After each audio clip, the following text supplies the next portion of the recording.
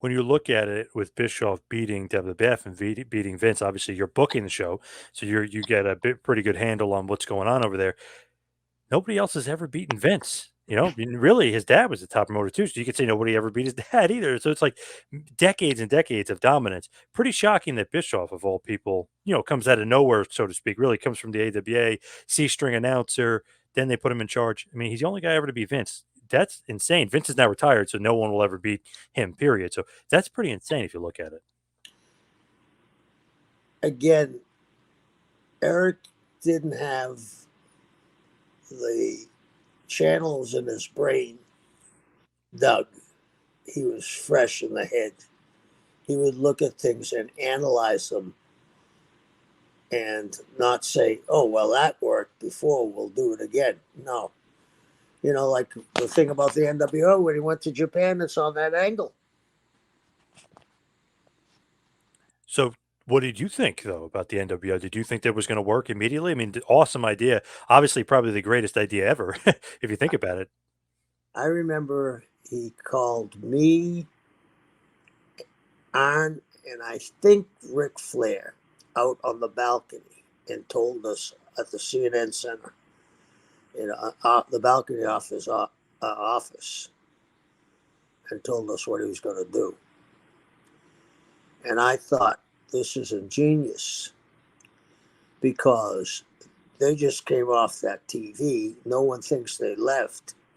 And it's what everybody wanted to see, WCW against WWF.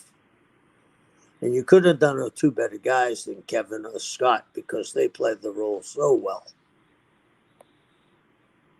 And what a crazy, awesome idea. The timing of the contracts of Hall and Nash, it just absolutely worked perfectly. Yeah, that's what I'm saying. The stars lined up. What were their contracts? A week apart, right? Yeah, about a week or two apart. Yep, pretty nuts that it was able to work out like that. Yeah. Yep.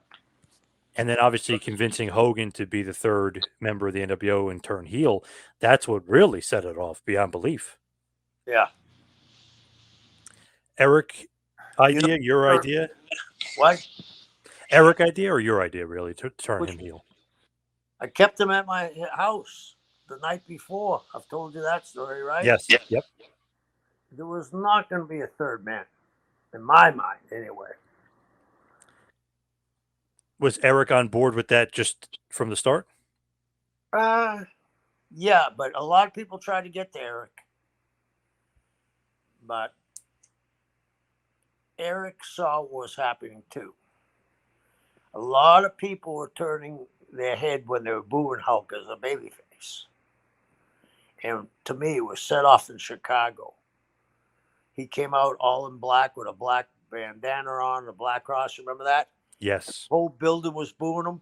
Yep. And Mean Gene turned and said, you can see how solemn this building is tonight. He caught the interception, man. You know what I mean? He ran it back for a touchdown. And I said, if they're booing him in Chicago, they're booing him in Kansas City, they're booing him in Amarillo, they're booing him in Boston, they're booing him in Kennyport, Maine, Kennebunkport, Maine. It was time. It was time. When you look at it, okay, you got the NWO, you guys rocking and rolling.